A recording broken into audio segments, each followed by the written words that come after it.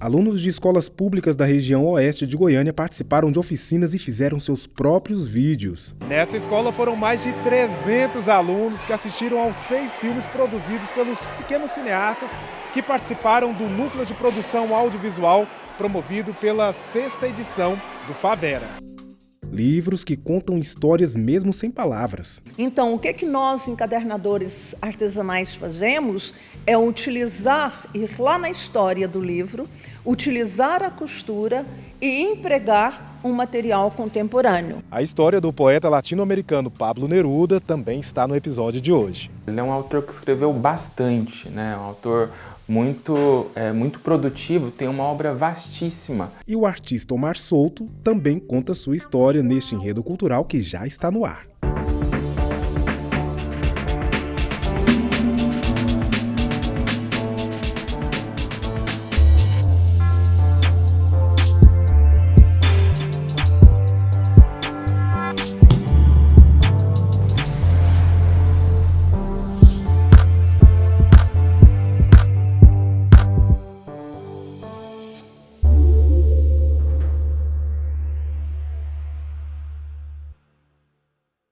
Se você acha que as histórias dos livros são contadas apenas com os textos que existem dentro deles, se engana.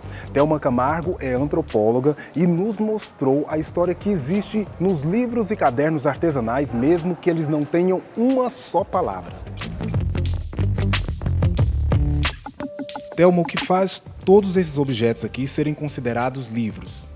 Marcelo, veja bem, eu chamo esses objetos livro porque essa encadernação remete realmente à história do livro, mesmo que você não tenha nada impresso aqui. Não é um impresso que vai contar uma história? Não, já estou contando uma história aqui. Tem uma história que é a história das costuras que fazem o objeto. A outra história é a história que a pessoa que vai adquirir um objeto meu vai colocar aqui dentro. Aqui eu tenho uma costura que é chamada costura copta egípcia, porque essa costura, a forma como eu costuro aqui, ela foi utilizada pelos cristãos copta no Egito no século IV. E aqui eu estou falando do uso do pergaminho, porque foi essa matéria-prima que permitia dobrar e fazer os cadernos, né, em fólio. Quando eu mostro para você esse outro objeto aqui, eu estou falando do Japão, onde eu tenho a chamada costura clássica japonesa, não é? Que ela é chamada de Yotsumi Toji. Essa costura é chamada de long stitch, né? Ela está ligada ao Renascimento, né? Foi quando ela surgiu. E long stitch significa ponto ao longo. Ela era muito usada, esse tipo de encadernação, por comerciantes, por navegantes, né? Porque ela era de fácil manuseio. Thelma, e como você começou? Veja bem, Marcelo, eu sempre fui uma mulher apaixonada por papéis. Ao me aposentar da UFG, eu sempre fui ligada a projetos. Eu resolvi, então, seguir, não é, com a encadernação artesanal, né? E aí eu comecei também a interligar a encadernação artesanal a uma outra proposta que eu já tinha, um outro projeto, que é o projeto de fotografia, né? Essa aqui é uma imagem criada por mim, que através de uma imagem captada por uma câmera analógica, eu manipulo para transformar em uma gravura.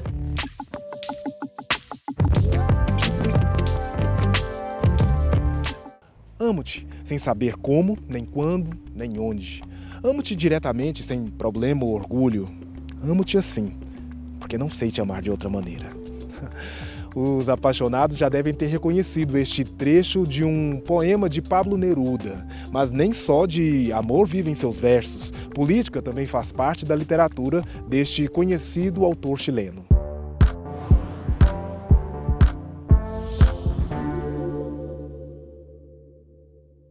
Olá, eu sou Marcelo Ferraz, sou professor de literatura e escritor.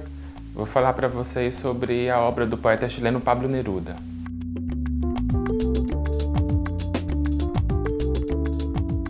Bom, Neruda é um poeta que nasceu no sul do Chile, na região de Temuco, né? Uma região muito marcada pela chuva, por uma natureza muito inóspita e que se tornou talvez um dos grandes nomes da poesia chilena no século XX e também da poesia mundial, né?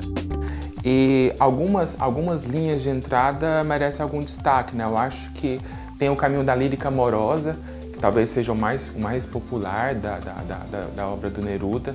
20 poemas de amor e uma canção desesperada talvez seja um dos livros de poemas mais lidos, mais populares até hoje, né?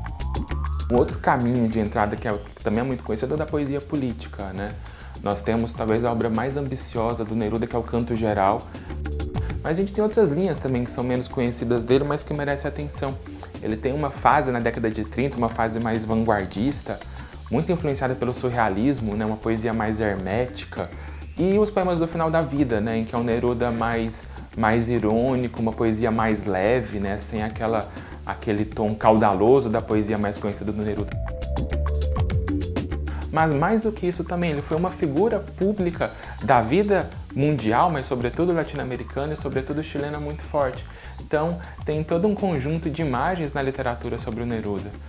Aqui no Brasil, a gente tem vários poemas que menciono, mas no Chile, uma obra como Noturno do Chile, do Roberto Bolanho, tem o Neruda como um dos seus personagens importantes. E no cinema, né, O Carteiro e o Poeta é um filme que ganhou notoriedade lá na década de 90, que fala sobre o exílio do Neruda na Itália.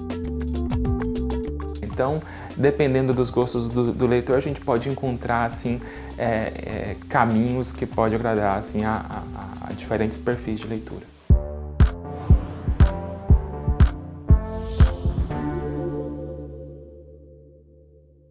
Hora de um rápido intervalo. No próximo bloco tem homenagem a Nhanhá do Couto.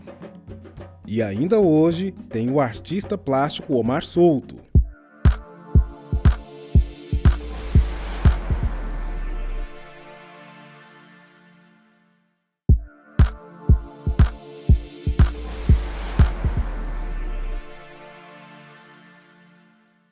Passando pelo Pátio das Humanidades, no Campus Samambaia da UFG, você encontra aqui o Rolê das Artes. É um espaço que recebe diferentes eventos artísticos e culturais. Hoje nós viemos conhecer uma exposição fotográfica do curso de jornalismo.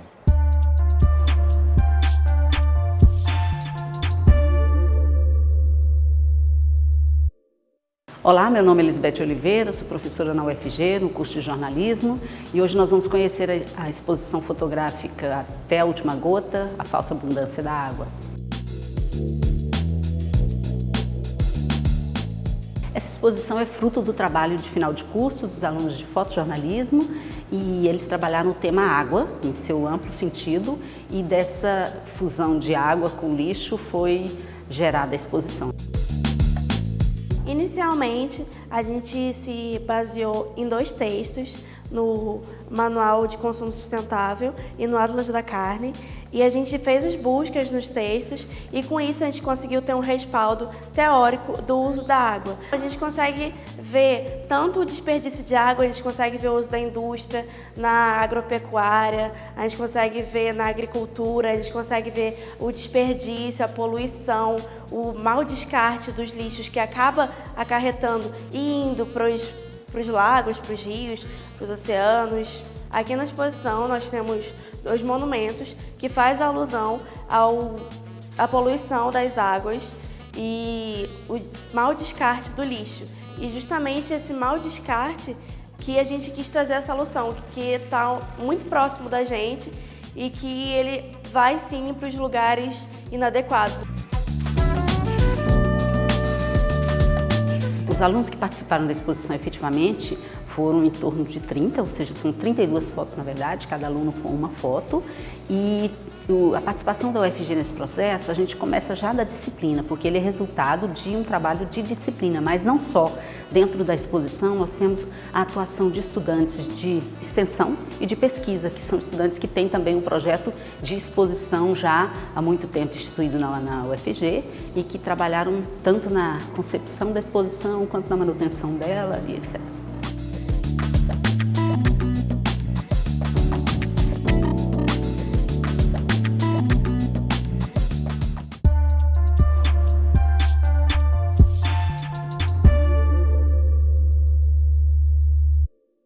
sons e as cenas que hoje tomam conta da Escola de Música e Artes Cênicas da UFG nasceram do sonho de Nhanhá do Couto, uma pianista que acreditava que a arte deveria ser para todos. O legado permanece, por isso, todo ano, no dia 20 de agosto, é realizado um recital em sua homenagem. Alda, por que piano? A piano é um instrumento da minha vida, desde sempre, desde criança. Quando eu nasci, já tinha piano na minha casa, papai tocava, então assim, foi natural. Como você acha que hoje o piano se relaciona com a sociedade? Eu acho que é só falta de conhecimento, a gente precisa realmente mostrar para as pessoas que o piano, ele não é para uma elite, para uma classe social, inclusive é um instrumento muito simples, apesar de que quem vê parece que é complicado, mas é dos instrumentos mais fáceis para você começar o estudo de música, porque ele tem as notas definidas. E hoje, com o advento do teclado, da modernidade, você tem acesso a teclados muito bons, você pode começar o seu estudo num teclado e depois passar para um piano.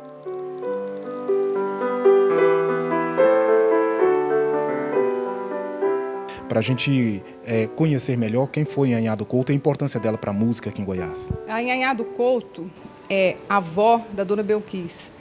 E ela foi uma mulher visionária, ela morava em Goiás Velho, ela nasceu em Ouro Preto, mas morava em Goiás Velho, e incutiu na cabeça da neta a necessidade de você fazer uma escola de música, assim, como instituição, que a escola de música atualmente é EMAC, ela é, assim, referência nacional, como uma grande escola de música. Inclusive, eu sou formada aqui. Eu me formei em 1975 aqui na Universidade Federal.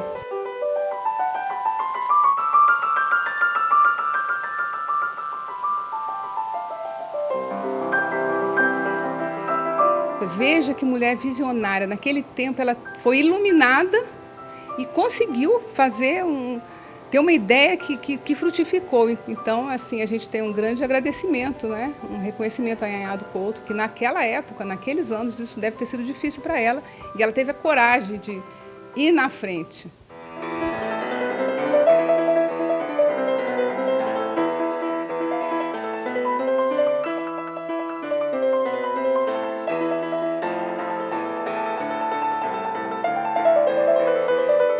Vamos para mais um rápido intervalo e já voltamos com a Mostra Escolar do Favera e o artista plástico Omar Souto. A pessoa, primeiro, ela constrói a casa, compra um sofá, televisão, fogão e etc. O quadro é o último.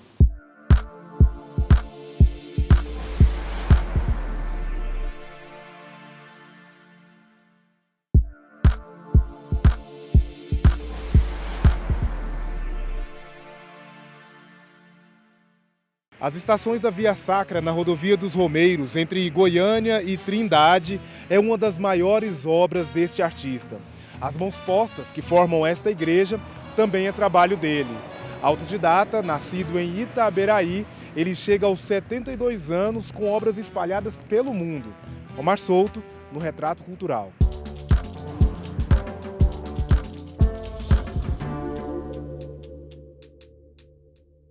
Meu nome é Omar Souto, 72 anos, e vou contar um pouco da minha história para vocês.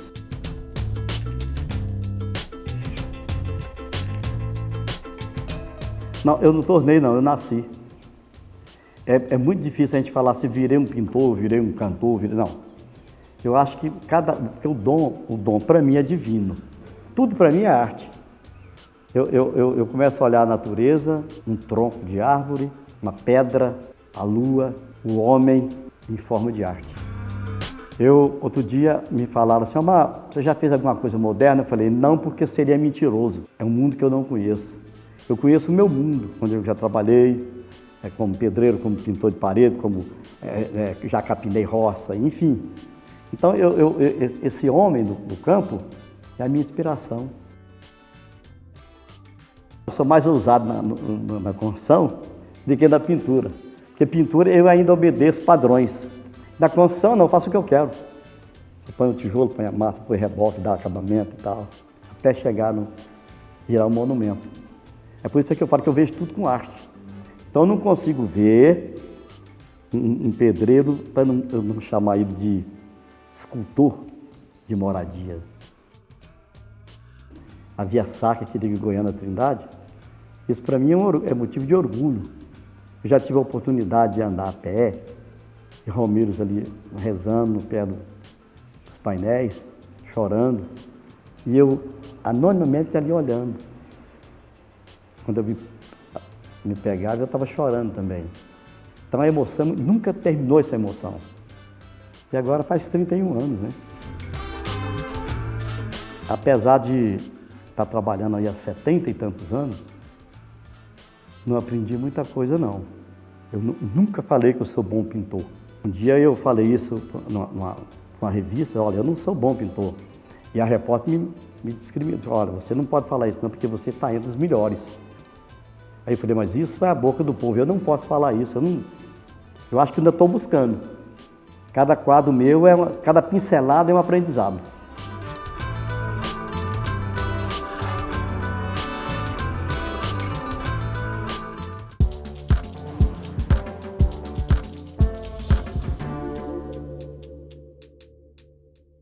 A 6ª edição do Favera capacitou cerca de 150 novos produtores mirins de curta-metragem. Eles fizeram roteiro, direção de arte, as filmagens e quando tudo ficou pronto, chegou a hora de exibir. A quadra virou uma grande sala de cinema onde foram exibidos os filmes produzidos pelos próprios alunos. Aqui, os pequenos cineastas, juntos com seus colegas de salas, espectadores, se divertiram com os filmes mostrados na tela. Como que esses alunos aprenderam a fazer esses filmes? Bom, esses alunos eles tiveram oficinas, né, de audiovisual durante 2 meses. Foram os instrutores do Favera que foram para as escolas ministrar essas oficinas junto com ele. Essas oficinas foram realizadas em quantas escolas e quantos alunos participaram em média? Esse ano foram 6 escolas, né, uma média de 150 alunos tiveram participação efetiva nas oficinas, né? Samuel participou do filme Conectados como ator, o personagem dele foi o Alex. A gente criou a história baseado nas histórias que a gente já tinha e o roteiro, o cenário, foi todos a gente que construiu. Depois que tem uma experiência assim, dá pra ver o que estava acontecendo por trás dos filmes, além do que a câmera mostra. Laurenice, a participação dos alunos nessas oficinas desperta neles o interesse e habilidades em outras áreas? Com certeza. Primeiro é que já eleva a autoestima deles, porque eles se sentem sujeitos, né, desse processo. Isso é muito bom. E ajuda na disciplina deles dentro de sala de aula, no nível de participação deles nas atividades posteriores. E para você, como produtora desse núcleo de produção, o que representa esse momento? É um momento assim muito gratificante, né? Eu falo que é a parte do Favera que o meu coração mais bate forte, assim, né? Porque a gente percebe essa mudança efetiva, assim, de comportamento, né? Às vezes tem um aluno que no início da oficina não estava muito envolvido, mas aí no término da oficina um aluno que a gente viu que se envolveu. E às vezes ele tem uma diferença de comportamento na sala que o professor passa para a gente. E um evento dessa grandiosidade na periferia é muito importante, porque eles não têm muita opção aqui. E a gente ouve muito que falar de violência. Então, falar de não violência, de atuação deles enquanto sujeitos é muito importante para eles.